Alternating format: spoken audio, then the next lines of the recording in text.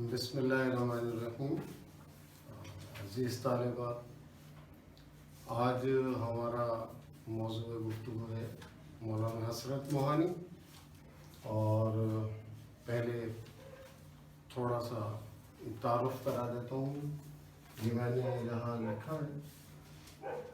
حسرت موہانی نام، تخلص ان کا تھا حسرت، نام تھا سید فضل الحسن، اور متغزلین یعنی غزل کہنے والوں کے لکھنؤ سے ان کا تعلق تھا۔ موہان ایک قصبہ ہے، وہاں پیدا ہوئے تھے۔ ابتدائی تعلیم موہان میں مکتب میں حاصل کی تھی انہوں نے، اس کے بعد پھر علی گڑھ میں گئے، علی گڑھ میں تعلیم حاصل کی، اور علی گڑھ سے ہی انہوں نے BA کیا تھا۔ اور علی گڑھ میں تعلیم کے دوران ہی انہوں نے ایک رسالہ نکالا تھا جس کا نام تھا اردو معلیٰ۔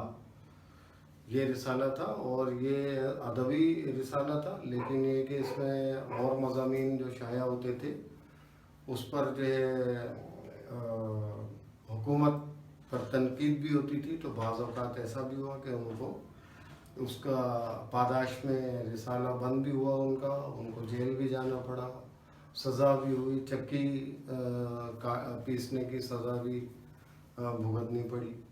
یہ سب کچھ ہوا، لیکن انہوں نے چونکہ وہ حریت پسند تھے اور ہندوستان کو آزاد دیکھنا چاہتے تھے، تو اس لیے انہوں نے اپنی ایک سودیشی تحریک بھی چلائی تھی۔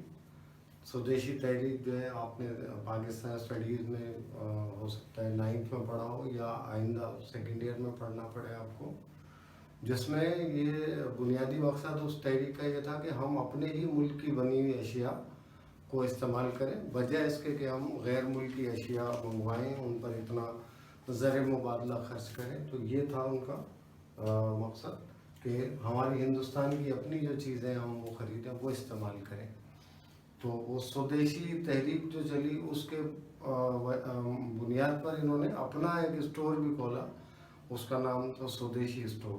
یہ تو تھا ان کا سیاسی تھوڑا سا پہلو، لیکن شاعری کے حوالے سے غزل کو نئے سرے سے حسرت موہانی نے زندہ کیا، تقویت بخشی، بڑی خوبصورت غزلیں کہیں، اور بڑی سادگی سے، بلکہ بعض نقاد تو یہ کہتے ہیں کہ ان کے غزلوں، حسرت موہانی کی غزلوں میں ایک جیتی جاگتی ہمارے معاشرے کی لڑکی نظر آتی ہے، بجائے اس کے کہ خیال شروع میں بہت زیادہ ایک مشہور ہوئی غزل جو چپ کے رات دن آنسو بہانا یاد ہے، ہم کو اب تک عاشقی کا وہ زمانہ یاد ہے، کھینچ لینا وہ میرا پردے کا کونا دفتن، اور دوپٹے سے تیرا وہ منہ چھپانا یاد ہے، دوپہر کی دھوپ میں میرے بلانے کے لیے وہ تیرا کوٹھے پہ ننگے پاؤں آنا یاد ہے۔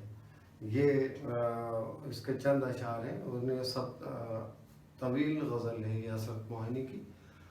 اور کلیات حسرت جو ہے ان کا مجموعہ کلام جو ہے، جتنے بھی دیوان انہوں نے شائع کیے، جیل میں رہنے کے باوجود وہ شاعری کرتے رہے، اور وہ شاعری بھی پھر وہاں ان کی جو بیگم تھی وہ بھی ان کی بہت زیادہ جو ہے وہ معاون رہیں، اور انہوں نے وہ ان کے کہنے کے مطابق دیوان مرتب کیے اور وہ جو ہے نا شائع کروائے۔ اور ان کا یہ کہنا تھا کہ ان سے فرنگیوں سے معافی مانگنے کی ضرورت نہیں ہے، آپ جو ہے نا وہ ان کے آگے جھکیے گا نہیں، ہم اپنے جو ہے نا گھر کا نظام جو بھی وہ سنبھال لیں گے۔ تو ان کو گھر کی طرف سے اس حوالے سے بے فکری تھی، تو قید میں بھی انہوں نے شاعری کا سلسلہ ترک نہیں کیا۔ اگر آپ نے سنا، ایک اور مشہور غزل ہے ان کی، ہے مشق سخن جاری، چکی کی مشقت بھی طرفہ تماشا حسرت کی طبیعت تھی۔ یہ ان کی جیل میں لکھی گئی غزل ہے، تو جیل میں بھی انہوں نے شاعری ترک نہیں کی، انگریز کے آگے سر نہیں جھکایا، اور سودیشی اسٹور کھولا۔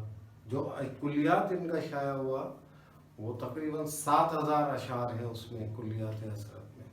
یہ ان کی مشہور بات جو ہے ان کے کلیات کے حوالے سے یہ ہے۔ اس کے علاوہ انہوں نے اپنا ادبی رسالہ جو میں پہلے بتا چکا اردو معلیٰ جاری کیا تھا۔ تو یہ تو مختصر تعارف تھا۔ لکھنؤ میں ان کا انتقال ہوا تھا حسرت موہانی کا، اسپتال میں داخل تھے، اسپتال میں انتقال ہوا، 1951 میں 1951. ٹھیک ہے. اب آئیے ہم حضرت کی پہلی غزل پڑھتے ہیں. آپ کے کورس میں 2 غزلیں ہیں حضرت کی، اور پہلی غزل میں پوری پڑھ لیتا ہوں پہلے. تحت اللفظ: تجھ کو پاسے وفا ذرا نہ ہوا، ہم سے پھر بھی تیرا گلا نہ ہوا، ایسے بگڑے کہ پھر جفا بھی نہ کی، دشمنی کا بھی حق ادا نہ ہوا، کٹ گئی احتیاط عشق میں عمر، ہم سے اظہار مدعا نہ ہوا، مر مٹے ہم تو مٹ گئے سب رنج، یہ بھی اچھا ہوا برا نہ ہوا، تم جفا کار تھے کرم نہ کیا، میں وفادار تھا خفا نہ ہوا، ہجر میں جانے مضطرب کو سکون، آپ کی یاد کے سوا نہ ہوا، رہ گئی تیرے فقر عشق کی شرم، میں جو محتاج اغنیا نہ ہوا. دیکھیے آپ کی کتاب میں شاید قصر لکھا ہوا ہو، تو دراصل یہ کلیات سے دیکھا یہ غلطی ہے، چھپائی کی غلطی ہے. یہ قصر عشق نہیں ہے، فقر عشق ہے، کیونکہ اگلے مصرے میں ہے اغنیا، جو فقیر کی ضد ہوتا ہے غنی. ٹھیک ہے نا. تو یہاں پر قصر کی ویسے بھی جو ہے نا کوئی جواز نہیں ہے قصر لفظ کا. عشق کا محل کون سا محل ہوتا ہے جس کو عشق کا محل کہا جائے گا؟ فقر عشق. جو عشق فقر میں، عشق میں جو فقر اختیار کیا جائے اس کی بات ہے. ٹھیک ہے نا. اب آئیے اس کی حسب روایت میں یہ دیکھ لیتے ہیں ہم کہ اس میں ردیف اور قافیے ہیں. ردیف ہے یا نہیں ہے. قافیہ تو ظاہر ہے شعر میں قافیہ نہیں ہوتا تو شعر ہوتا ہی نہیں ہے. تو تجھ کو پاسے وفا ذرا نہ ہوا، ہم سے پھر بھی تیرا گلا نہ ہوا. تو مطلع جو ہوتا ہے غزل کا اس سے پتہ لگ جاتا ہے کہ اس میں ردیف اور قافیے ہیں یا نہیں. تو مطلع جو ہے اس سے صاف پتہ لگ رہا ہے کہ اس میں ردیف ہے. نہ ہوا، نہ ہوا اس کی ردیف ہے. گلا، ذرا، جفا، وہ ادا، مدعا، برا، خفا، سوا اور اغنیا، یہ اس کے قافیے ہیں، اور نہ ہوا اس کی ردیف ہے. تجھ کو پاسے وفا ذرا نہ ہوا، ہم سے پھر بھی تیرا گلا نہ ہوا. اب یہاں پر پاس جو ہے نا لفظ، یہ نزدیک کے لیے نہیں ہے. ورنہ عام طور پر ہم کہتے ہیں نا میرے پاس آؤ، تم میرے پاس ہوتے ہو گویا. مومن خان مومن کا شعر ہے، اس کا مصرع ہے تم میرے پاس ہوتے ہو گویا جب کوئی دوسرا نہیں ہوتا. تو پاس کا مطلب قریب بھی، لیکن یہاں پر پاس کا مطلب ہے لحاظ، مروت. پاس وفا، وفا کا لحاظ، وفا کی مروت. تجھ کو پاس وفا ذرا نہ ہوا، کہ تجھ کو ہماری جو وفائیں ہیں ان کا ذرا بھی لحاظ نہیں ہوا. تجھ کو پاس وفا ذرا نہ ہوا، ہم سے پھر بھی تیرا گلا نہ ہوا. لیکن ہمیں دیکھ کہ چونکہ ہم تجھ سے محبت کرتے ہیں، تجھے چاہتے ہیں، اس لیے ہم نے تیری بد لحاظی کے باوجود، تیری بے اعتنائی کے باوجود کیا کیا کہ تجھ سے گلا نہیں کیا. کوئی شکایت کا حرف ہم زبان پر نہیں لائے، اس لیے کہ جو کسی کو چاہتے ہیں وہ اس کا بہت زیادہ احترام کرتے ہیں. اتنا احترام کرتے ہیں برائی کو وہ اپنے سر لے لیتے ہیں، لیکن اپنے محبوب کو ہر جرم سے، ہر خطا سے بری الذمہ قرار دیتے ہیں. تو اس لیے یہاں پر یہ بات آئی کہ تجھ کو پاسے وفا ذرا نہ ہوا. اے محبوب دیکھ کہ تجھ سے تو ہماری وفاؤں کا کوئی کی قدر نہیں کی گئی، تو نے تو ہماری وفاؤں کا کوئی لحاظ نہیں کیا، لیکن ہمیں دیکھ کہ ہم نے پھر بھی تجھ سے کوئی گلا نہیں کیا. ٹھیک ہے. ایسے بگڑے کہ پھر جفا بھی نہ کی، دشمنی کا بھی حق ادا نہ ہوا. اب دیکھیے بگڑنا خراب ہونا کے معنوں میں بھی لیتے ہیں کہ کام بگڑ گیا یعنی کام خراب ہو گیا. ٹھیک ہے. بگاڑنا، کام خراب کرنا، کہ اس نے میرا سارا کام ہی بگاڑ کے رکھ دیا. ٹھیک ہے. لیکن یہاں پر بگڑنے سے مراد ہے ناراض ہونا. ایسے بگڑے کہ پھر جفا بھی نہ کی، یعنی اس طرح سے ناراض ہوئے پھر جفا بھی نہ. اب یہ جفا کا یہاں کیا مطلب ہے؟ زیادتی، ظلم. وفا کی ضد کے طور پر عام طور پر استعمال کرتے ہیں ہم اس لفظ کو. وفا اور جفا ایک دوسرے کی ضد کے طور پر استعمال کرتے ہیں. تو یہاں پر کیا ہے؟ ظلم اور زیادتی، یعنی ہم سے ایسے ناراض ہوا ہمارا محبوب کہ پھر اس نے ہم سے وہ جو دشمنی کا تعلق تھا، وہ جو ہم پر جفاؤں کے ستم کے دروازے جو کھولے رکھتا تھا، وہ بھی اس نے بند کر دیے. ایسے بگڑے کہ پھر جفا بھی نہ کی، دشمنی کا بھی حق ادا نہ ہو. چلو دوستی کا حق تو تم ادا نہیں کر سکے کہ تم نے ہم پر جفائیں کی، ہمارے ساتھ ظلم اور زیادتی کی، ہمیں آزمائشوں میں ڈالے رکھا، ہمیں مصیبتوں میں پھنسائے رکھا، سب ٹھیک ہے. لیکن اب اس مرتبہ کیا ہوا، نہ جانے ہم سے کس طرح سے ناراض ہوئے، کیسے ناراض ہوئے کہ اب ہم سے وہ جو دشمنی کا تعلق تھا وہ بھی توڑ دیا. یعنی اب ہم سے کوئی تعلق ایسے، یہ دشمنی کا حق کیا ہوتا ہے؟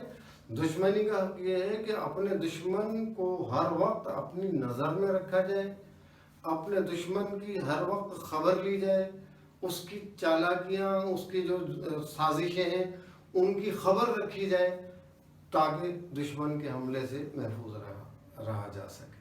تو یہ ہے دشمنی کا حق.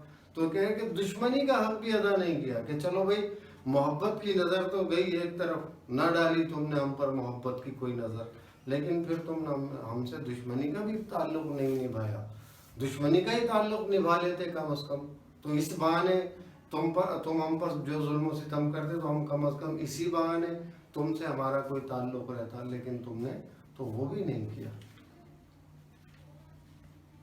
کٹ گئی احتیاط عشق میں عمر، ہم سے اظہار مدعا نہ ہوا. مدعا کہتے ہیں خواہش کو، آرزو کو، ٹھیک ہے، جو دل میں بات ہو اس کو مدعا کہتے ہیں.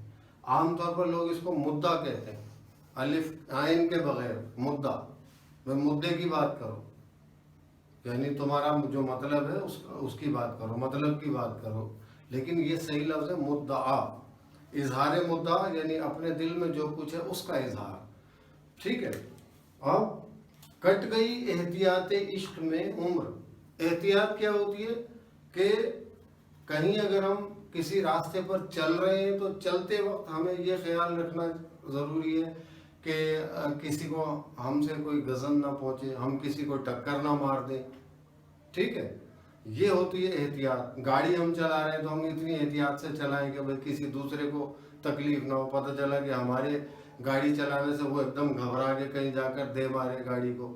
تو ہمیں یہ سب چیزیں جب ہم کریں تو اس کو کہتے ہیں احتیاط. ان سب باتوں کا جب ہم خیال رکھیں تو اس کو ہم کہتے ہیں احتیاط.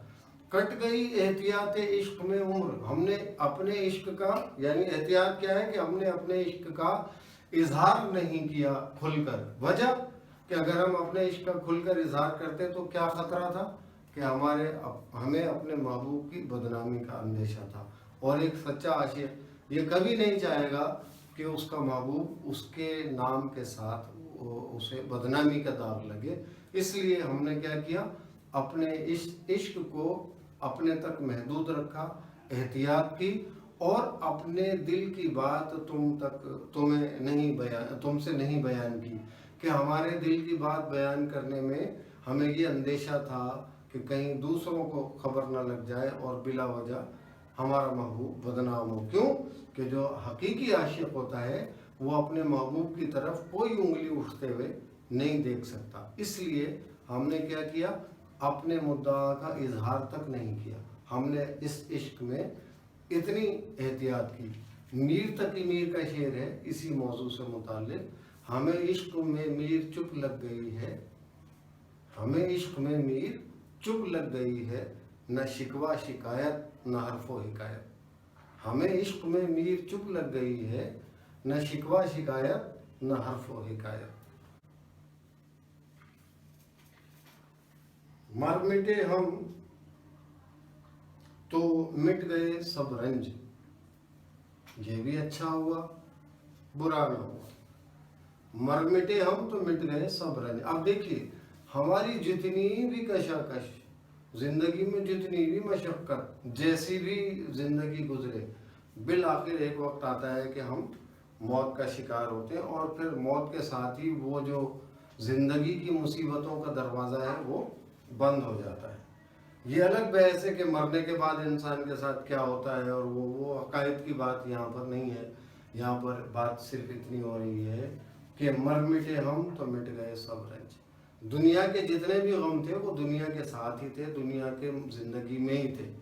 जब हम इस दुनिया से गुजरे तो वो जो दुनिया के सारे रंज थे वो भी मिट गए, खत्म हो गए। मर मिटे हम तो मिट गए सब रंज, ये भी अच्छा हुआ बुरा ना हुआ कि जब हम इस जिंदगी की कैद से छूटे तो हमारे लिए ये भी अच्छा हुआ, ये बुरा नहीं हुआ कि सारे मुसीबतें जो हमारे साथ लगी हुई थी उनसे हमारी जान आज़ाद हो गई।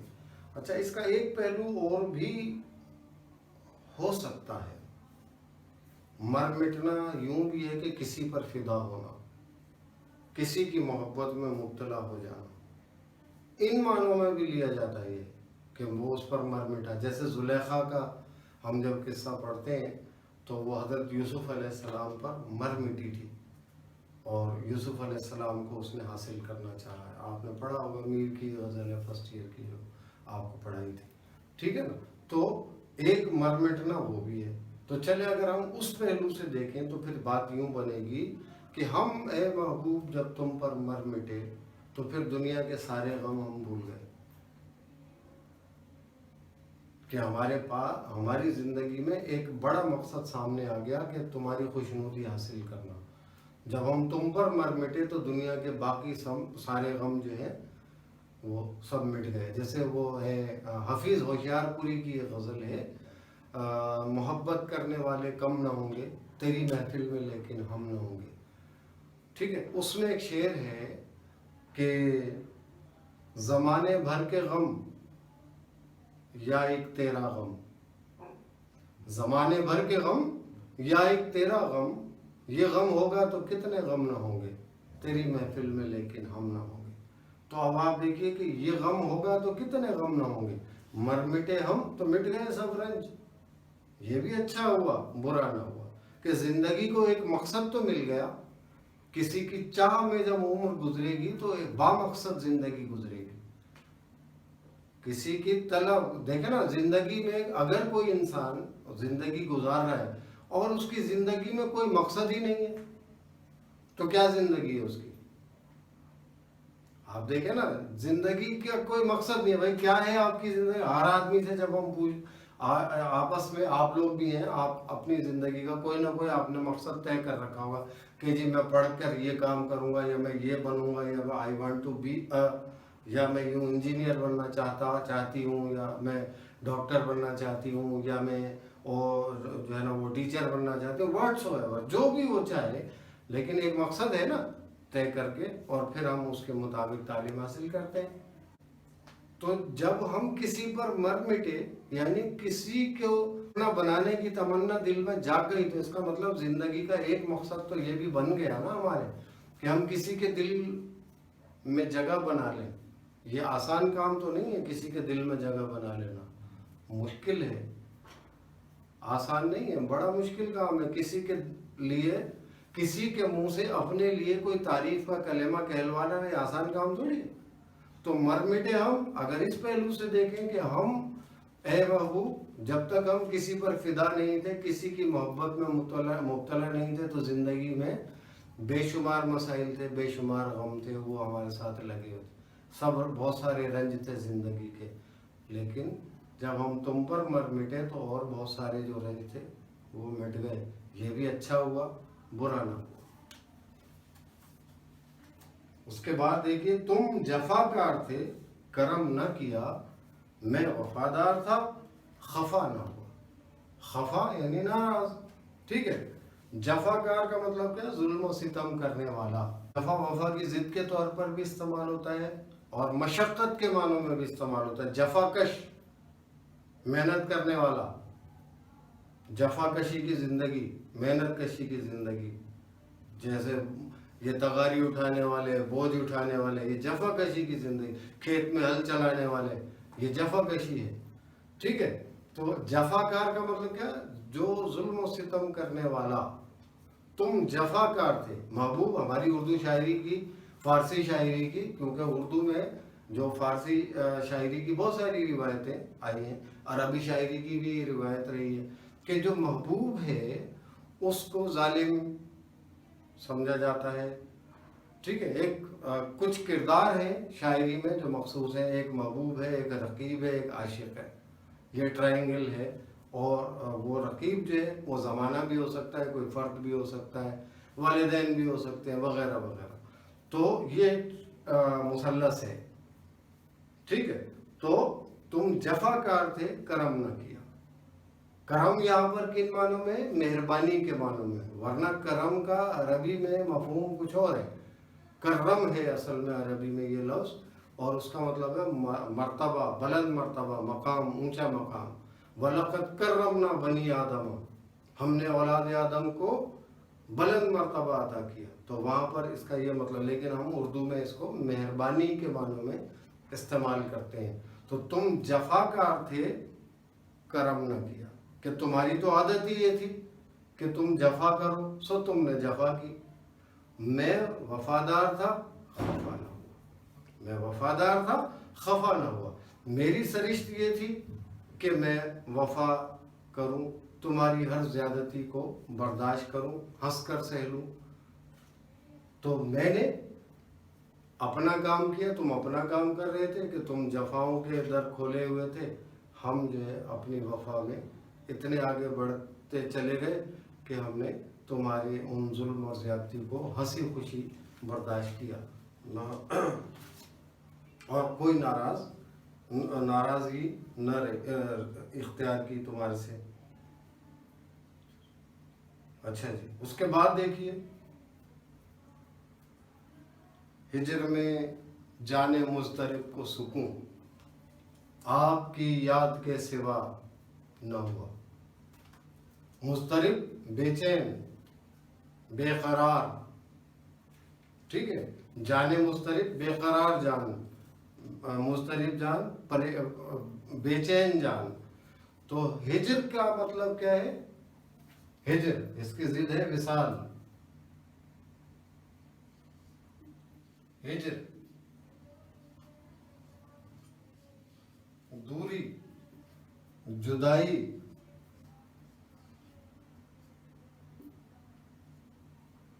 ٹھیک ہے، ہجر میں جانے مضطرب کو سکون. جانے مضطرب کون ہے یہاں پر؟ عاشق کی جان، اپنے محبوب کی یاد میں بے قرار، بے چین، تڑپتا ہوا، ایک صرف اپنے محبوب کی ایک نظر کا متمنی. آپ نے اقبال کا وہ غزل کا شعر سنا ہوگا کہ تیرے عشق کی انتہا چاہتا ہوں، میری سادگی دیکھ کیا چاہتا ہوں. اور کیا ہے اس میں؟ یہ جنت مبارک رہے زاہدوں کو. اور اگلا مصرع کیا ہے؟ یہ جنت مبارک رہے زاہدوں کو. اور جناب سحروں صدا چاہتا، اور ہے جناب سحروں صدا چاہتا، چراغ سحروں. وہ دوسرا شعر ہے جس میں چراغ سحروں بجھا چاہتا ہوں. ٹھیک ہے، تو ایک سچا عاشق جو ہے اس کی تمنا یہ ہوتی ہے کہ بس ایک نظر ہی محبوب کی، ایک جھلک نظر آئے. سودا کا شعر ہے اس حوالے سے، مرزا رفیع سودا کا، کہ کیا ضد ہے خدا جانی ہے مجھ ساتھ وگرنہ، کیا ضد ہے خدا جانی ہے مجھ ساتھ وگرنہ.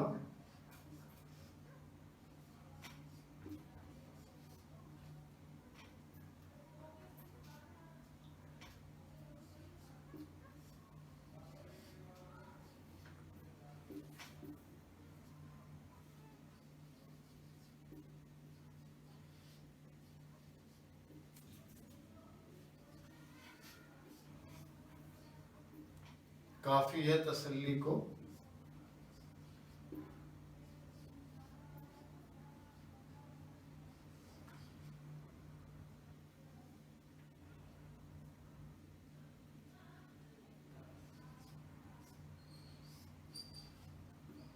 کافی ہے تسلی کو میری ایک نظر بھی.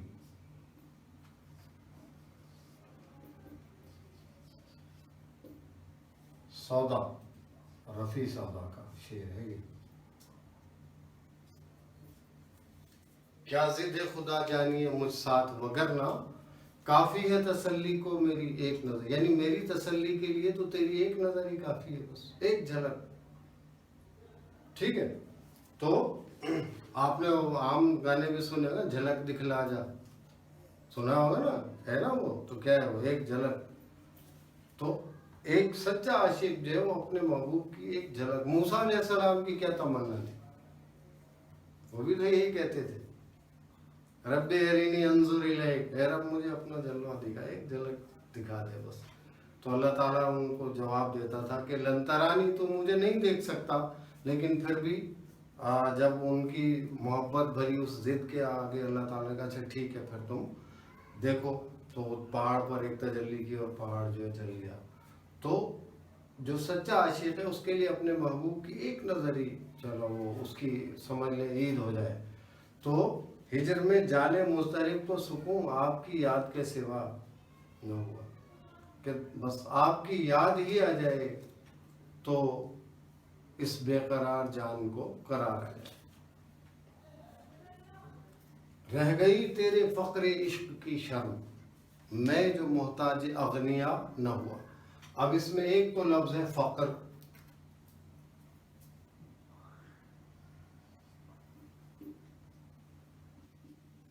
अब देखिए आम लफ्ज़ जो है इसके लिए वो तो ये है गरीबी, फ़क्र, लेकिन ये कौन सी गरीबी है, ये वो गरीबी है जो इंसान खुद इख्तियार करे किसी की रज़ा के लिए। असल में नबी करीम सल्लल्लाहु अलैहि वसल्लम की एक हदीस है, उसमें ये लफ्ज़ इस्तेमाल हुआ है, आप को मैं वो हदीस बताया तो अल फ़क्र फ़खरी, अल फ़क्र फ़खरी, फ़क्र मेरा फ़ख्र है। और नबी करीम सल्लल्लाहु अलैहि वसल्लम ने जो फ़ख्र इख्तियार किया वो किसकी खुशनुदी और किसकी रज़ा के लिए, अल्लाह ताला की रज़ा के लिए। क्यों कि वो अल्लाह जो है वो उनका महबूब है, वो अल्लाह को राज़ी करना चाहते हैं और अल्लाह उन्हें राज़ी करना चाहता है। वो तो दोनों का मामला ये बहुत अजीब है। ठीक है, वो अल्लाह ताला के महबूब आप भी तो हैं ना, ठीक है, और अगर महबूब ना होते तो अल्लाह ताला ये क्यों कहता कि वला सौफ युअतीका रब्बुका फतरदा, कि हम आपको इतना देंगे कि आप खुश हो जाएंगे। तो खुश किसे किया जाता है, जिसको चाहते हैं, ठीक है ना।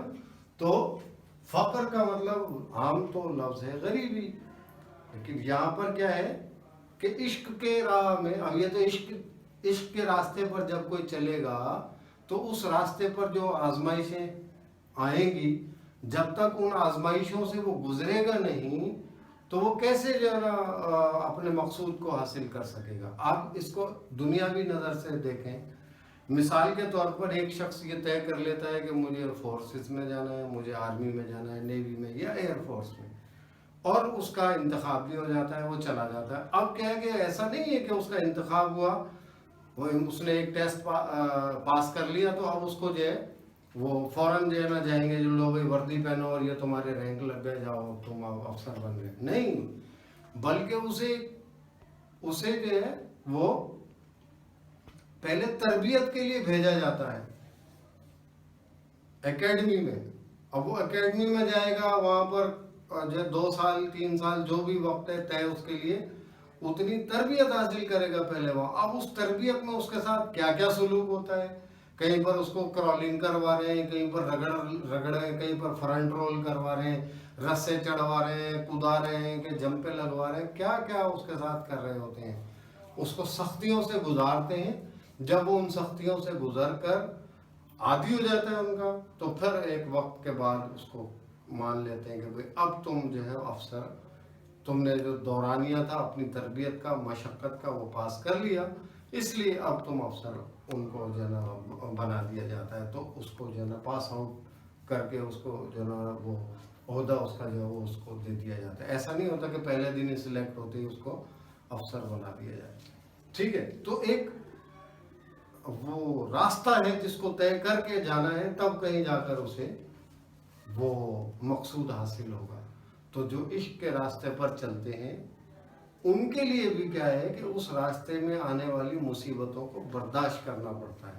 جب وہ ان مشقتوں اور مصیبتوں سے گزرتے ہیں تب کہیں جا کر وہ اپنے مقصود کو پانے کے اہل ہوتے ہیں. تو اب وہ کیا کہہ رہا ہے حضرت کہ رہ گئی تیرے فقر عشق کی شرم. شرم رہ گئی یعنی عزت رہ گئی. یہاں پر شرم رہ جانے سے مراد ہے عزت رہ جانا، لاج رہ جانا. ٹھیک ہے، آنسو نکل پڑے تو میری لاج رہ گئی، اظہار غم کا ورنہ سلیقہ نہ تھا مجھے. کہ آنسو نکلنے سے میری عزت رہ گئی ورنہ مجھے اپنے غم کا اظہار کرنا تو آتا ہی نہیں تھا. تو ہوتا ہے نا، ہم اس طرح کہتے ہیں کہ یار بس آپ نے میری عزت رکھ لی، وہاں پہ میری بات سمجھا دی، میں تو سمجھا ہی نہیں پاتا. تو رہ گئی تیرے فقر عشق کی شرم، کہ میں نے جو تیرے عشق میں فخر اختیار کیا تھا اس کی شرم رہ گئی. کیسے رہ گئی شرم؟ کہ مجھے لوگوں کے آگے شرمندہ ہونا نہیں پڑا، مجھے کسی کے آگے ہاتھ نہیں پھیلانے پڑے. تیری محبت کے راستے پر میں چلا اور دوسروں کی سب کی محتاجی سے نکل آیا. اغنیا یعنی جو صاحب حیثیت لوگ تھے مجھے ان کے آگے دستے سوال دراز نہیں کرنا پڑا. یہ تیرے محبت میں مجھے حاصل ہوا کہ میں نے کسی کے آگے ہاتھ نہیں پھیلایا، کسی کے آگے میں نے سر نہیں جھکایا. یہ تیری محبت کا انعام تھا جو مجھے حاصل ہوا. یہاں تک اب ہم اپنا اس سلسلے کو موقوف کرتے ہیں. دوسری غزل اب دوسرے پیریڈ میں انشاءاللہ ہوگی.